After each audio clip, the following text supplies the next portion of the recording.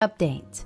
Am I the a-hole for telling my daughter she can't use her college money on her boyfriend, which caused her to break up with him? Original post. I know the title paints me as the total a-hole, but please hear me out. My 47 female daughter Sarah, 18 female, is a very smart girl.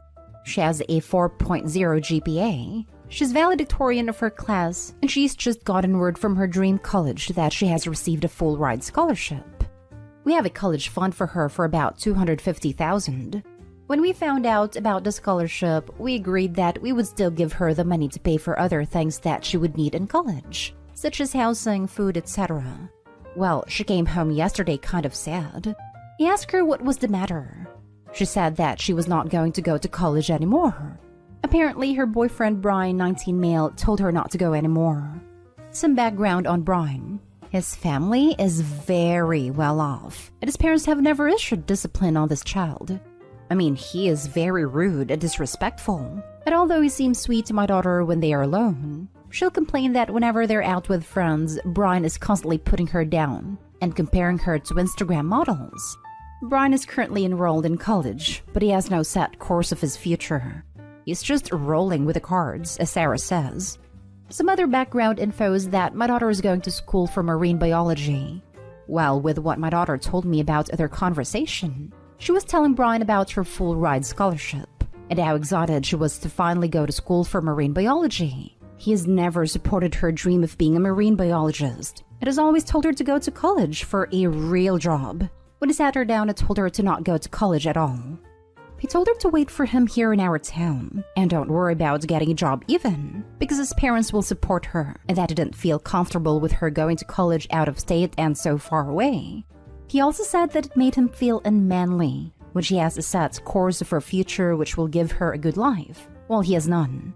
After she told me what was going on, I didn't make a decision right away, but I knew that I wasn't going to just let my daughter throw away her future like this.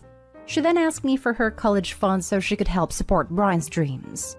So I took time to think, and I sat her down today. I told her that she cannot have her college fund to spend on Brian. She started freaking out, asking why, and it was her money, and I asked her to listen. I asked her if she actually could see a serious future with Brian in it. She said nothing the first time, and then started crying. I asked her again more gently this time, and she admitted no while still crying. I pleaded with her to please not throw away her future for someone who can't see herself having a life with.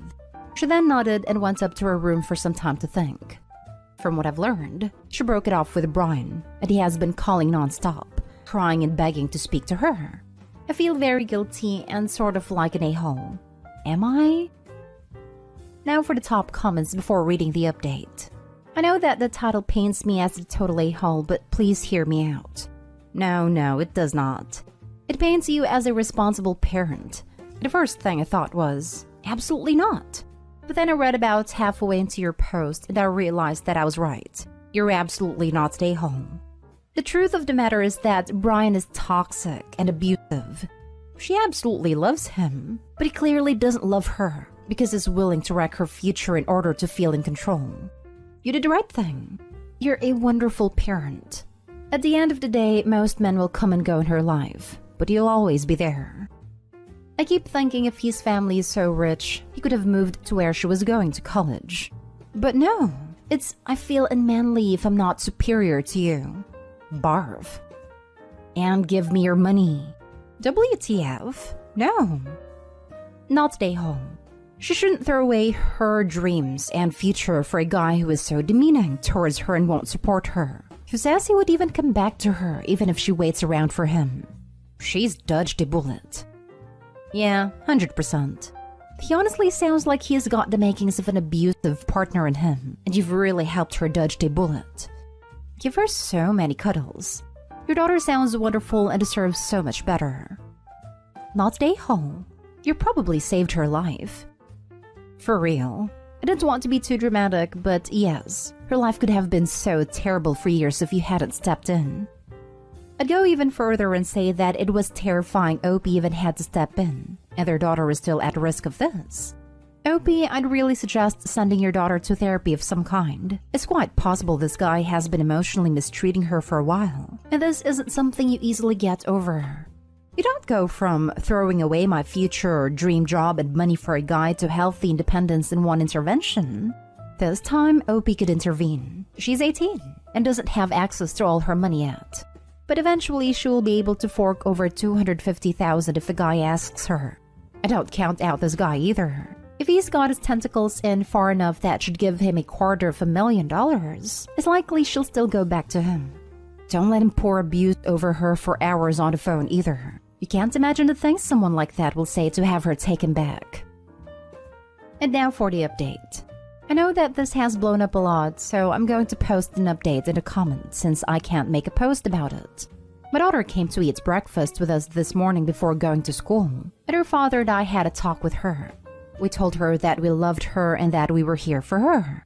She said thank you and that it meant a lot to her for her to have our support.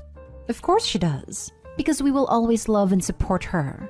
We made sure to tell her that. But I told her that I did not want to ever see Brian again, and she said the feeling was mutual. I told her all of the wonderful messages and comments you guys were sending her, and some of the advice you gave, and she is very grateful. We made sure to tell her that we know it's going to be hard, but to not give in to Brian's pressuring and to block him on everything. She said that she had already done so when she ended things, and showed us her phone as proof, which she didn't need to do. We weren't going to force her because we trust her. She went off to school and I called our phone provider to change our home phone number and my daughter's phone number, which I got her approval for. She called me while at school lunch, crying and begging me to come and pick her up. I was very confused as to why she couldn't just drive home in her car when she told me that Brian showed up during her lunch and him and some of his friends are blocking her from getting to her car and she is scared. I told her I was on my way, and before I left the house I called the police non-emergency line and had them send officers over. Since the police station was closer to her school than our house, they got there first, and when I got there, Brian was in the back of a police cruiser. What happened was the cops pulled up, and the rest of his friends ran off, but Brian refused to leave because he believed he was doing nothing wrong. And when the cops asked him to leave the property since he was not a student at the school, he got aggressive and attacked one of them, and was going to be sent to the station. They asked me and my daughter if it was possible that we could go to the station to answer some questions, but that it was not mandatory. I told them no, and that I just wanted to get my daughter home, since she was still a crying mess. We got home and I sent her dad a text message about what had gone down, and I left work to head to the police station, very angry. He came home and told us that he was planning on pressing charges against Brian for harassment, and that he wanted my daughter to file a restraining order. I told my husband to calm down, since our daughter is going through such a hard time right now, and that when she is ready, we will discuss further details.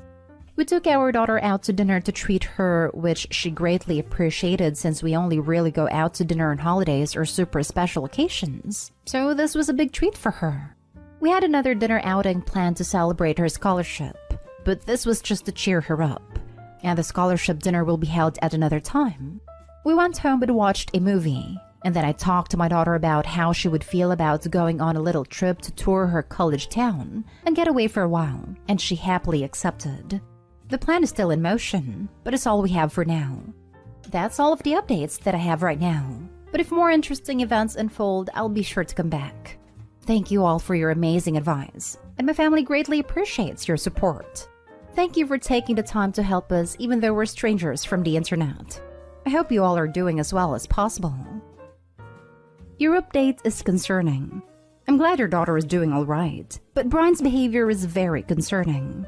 I think you should seriously consider the fact that Brian is a very dangerous person, and I think you need to seriously look at a restraining order.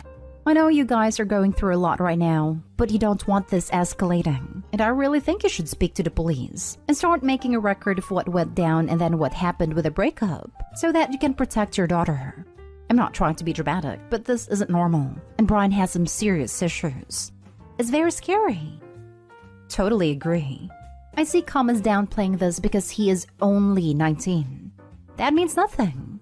He could still end this girl if so inclined. It has already shown he is violent and entitled and has no respect for her beyond ownership.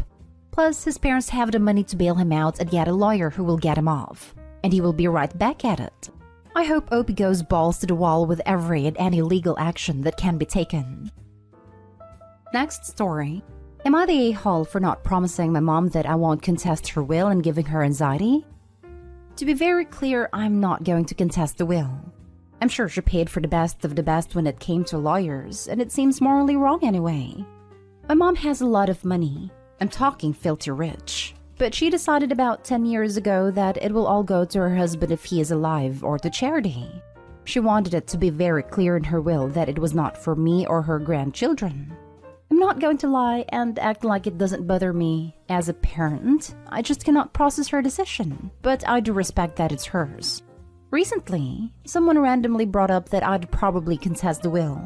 My mom said I wouldn't because that's so low and disgusting, and that she raised me better. Other family began chiming in that of course I would, because who wouldn't? My mom asked me and I just rolled my eyes and told her she'd be dead anyway. I don't know why I'm doing this. Probably just because I feel she's being so ridiculous. That was a few weeks ago, and her husband called and asked me to reach out and talk to her because it's been giving her a lot of anxiety. I said she's being dumb and can figure her own anxiety out. I never made a joke, I never said anything, and this whole situation is dumb. Now for the comments. Not stay home. She made it very clear that you are not a priority in her life or afterlife. Don't let her or her anxiety be a priority to you now. Honestly, I'm surprised she can stand to be in the same room as her mother after she said that. It would be enough for me to go no contact. It sounds like the husband is a stepdad too, since Opie said her mother's husband. Just adds insult to injury. Not stay home. Not stay home. I won't lie. If my parents were filthy rich and they told me they weren't leaving me a dime, I'd be a bit salty about it. I think you've done the right thing by saying you won't contest it, even if you ultimately end up doing so. Filthy rich or not, leaving your kids out of your will is a statement that they don't really matter to you. Mom has every right to do what she wants with her money, but she's filthy rich and doesn't even want to give anything to her grandkids? Yeah, I wouldn't feel great about that either if it was my mom. Not stay home. And of course her husband wants to make sure you won't be contesting the will.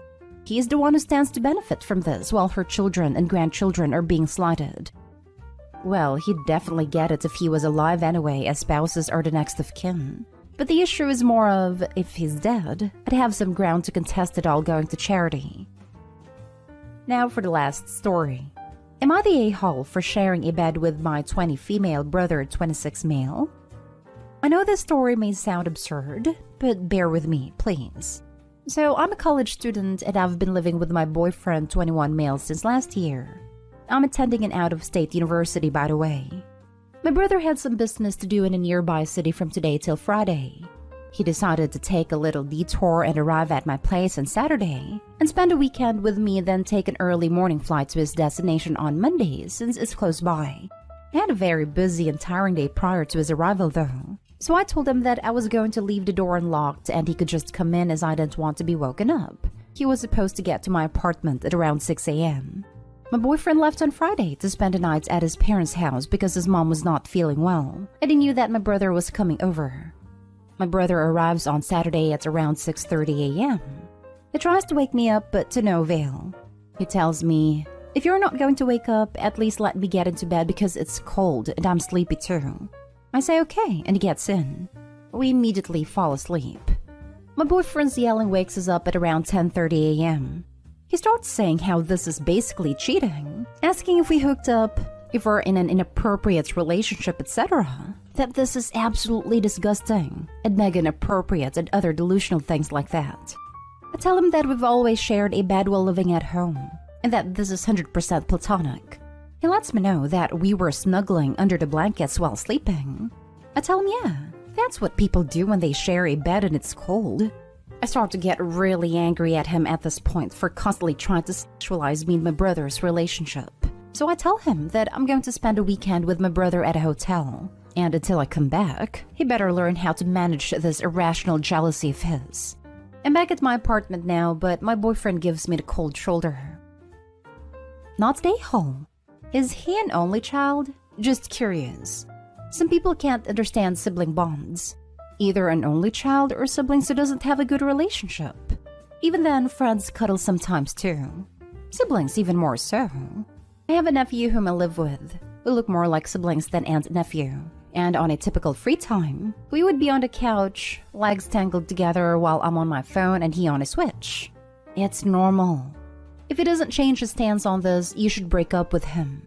Next thing you know, he's gonna sexualize you and your father's relationship when he gives you a hug and a kiss. Or, God forbid, when he walks you down the aisle. Yeah, he's an only child. Yep, there it is. When you guys speak of the topic again, point that out. Not so harshly, of course. I grew up an only child. I was already 15 when I discovered I had half-siblings. And I understand that there are a lot of things I can never relate to. But I hate it when people say you won't understand because you have no siblings. Because my response would be, then make me understand. You should find out where you two are gonna go after this. Because if he doesn't try, family first. Of course, this is only because you love your family. Otherwise, that's a different story. Your boyfriend has seen too much incest adult materials. It is absolutely okay to snuggle a sibling when cold and in bed. Unless you guys were touching in appropriate places, it wouldn't bother me, on its own, if I were in your boyfriend's place. I was waiting to see this comment. This was my second thought after, WTF is this dude's problem? Not stay-home. This is his weird issue. I guess it is privilege too. I mean, it is really like only a few hundred years since every family lived in one room. Less than a few. My father's from 1941, and when he was young, they had an apartment with one bedroom for his parents, him and his sister. They didn't get their own rooms until my grandparents had enough money for a house later. My father was born in the 50s and was one of the 10 in a 3-bedroom house, though they did at least have a boys' room and a girls' room.